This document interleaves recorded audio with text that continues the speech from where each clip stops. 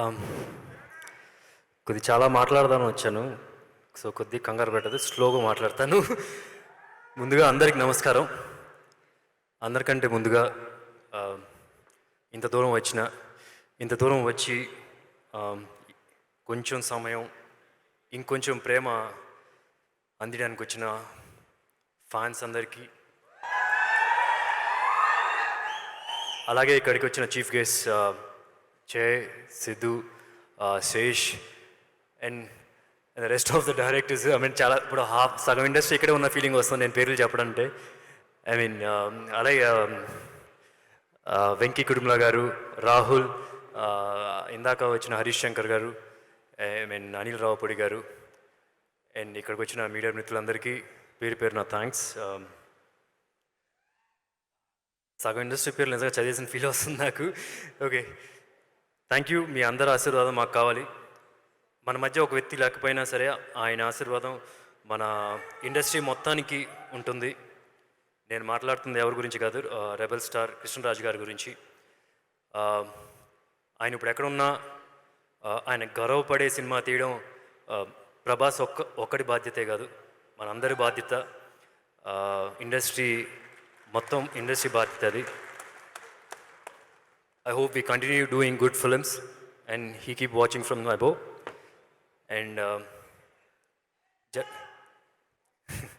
జనరల్గా ఇలాంటి ఈవెంట్లో ఎవరికి వాళ్ళ సినిమాల గురించి మాట్లాడుకుంటూ ఉంటారు. అండ్ నేను ఒక బాగా రాసిన కథ గురించి, ఒక బాగా తీసిన సినిమా గురించి చెప్పాలనుకుంటున్నాను.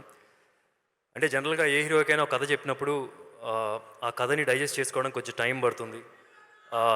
చాలా అంటే చాలా కన్ఫ్యూజన్ ఉంటుంది, చిన్న చిన్న కన్ఫ్యూజన్స్ ఉంటాయి, చాలా క్వశ్చన్స్ ఉంటాయి, ఈ సినిమా చేయాలా, ఈ కథ చెప్పాలా లేదా అని. కానీ ఈ సినిమా విన్నప్పుడు మాత్రం నాకు అసలు ఎలాంటి డౌట్స్, ఎలాంటి కన్ఫ్యూజన్ రాలేదు. విన్న వెంటనే నాకు ఇక్కడ నచ్చేసింది అండ్ ఎక్కడైతే విపరీతంగా నచ్చేసింది.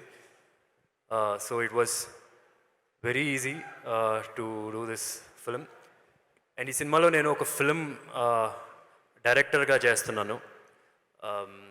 ప్రతి డైరెక్టర్కి ఒక టేస్ట్ ఉంటుంది, కొందరు దాన్ని తిక్క అని కూడా అంటారు. సో ఆ తిక్క ఉన్న డైరెక్టర్ అనమాట, ఒక పైచ్యం ఉన్న డైరెక్టర్. ఇక్కడ ఎంత పైచ్యం ఉన్నా సరే ఇక్కడ మాత్రం ఒక ఫుల్ పర్పస్తో సినిమాలు చేసే ఒక క్యారెక్టర్. అలాగే ఈ సినిమాకి నా క్యారెక్టర్ ఎంత ఇంపార్టెంటో అలాగే కృతి శెట్టిది కూడా చాలా చాలా ఇంపార్టెంట్ రోల్. అంటే జస్ట్ అంటే మన తెలుగు ఫ్యామిలీస్లో జనరల్గా చాలామంది అమ్మాయిల్ని వేరే చోటకి ఎక్కడికైనా పంపించాలన్నా ఏదైనా ఫ్రెష్గా ఏదైనా జాబ్ చేసుకోవాలని ఎప్పుడూ ఒక చిన్న హడులు ఉంటుంది. సో అలాంటి వ్యక్తులు అందరూ కూడా బాగా కనెక్ట్ అవుతారు ఈ సినిమాతో. జస్ట్ సినిమాలనే కాదు బట్ జనరల్గా కూడా. అండ్ ఈ సినిమా నేను ఇంద్రగంటి గారితో నాకు ఇది 3వ సినిమా, ఆయన నాతో ఇది వరుసగా 3వ సినిమా చేస్తున్నారు. సో సుధీర్ బాబు, కృతి శెట్టి కెమిస్ట్రీ కంటే కూడా ఇంద్రగంటి మోహన్ కృష్ణ గారు, సుధీర్ బాబు కెమిస్ట్రీ గురించి ఎక్కువ మాట్లాడుకోవాలి. అంటే ఏంటో నాకు గుర్తురాట్లేదు, ఒక సెకండ్. చాలా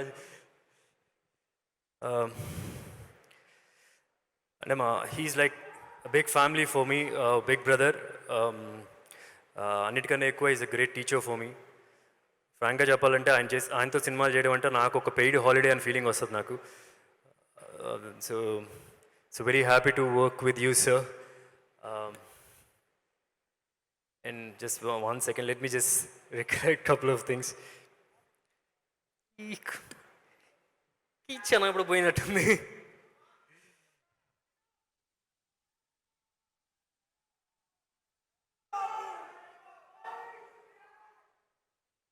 ఓకే,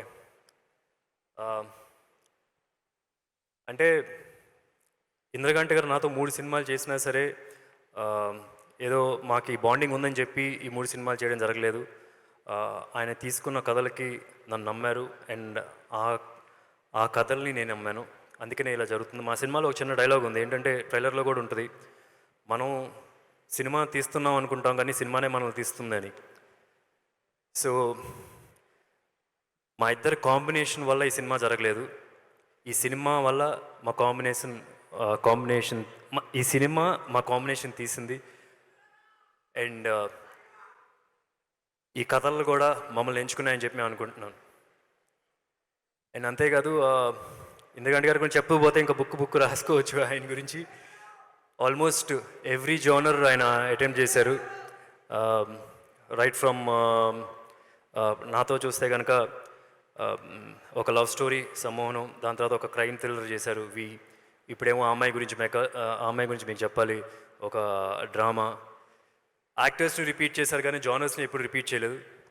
సో ఎప్పుడైనా ఒక ఫిల్మ్ జానర్స్ని గూగుల్లో సెర్చ్ చేయాల్సిన అవసరం లేదు. ఆయన వికీపీడియాకి వెళ్ళి ఆయన ఫిల్మోగ్రఫీ ఓపెన్ చేస్తే కనుక you will get to see 90% of the genres.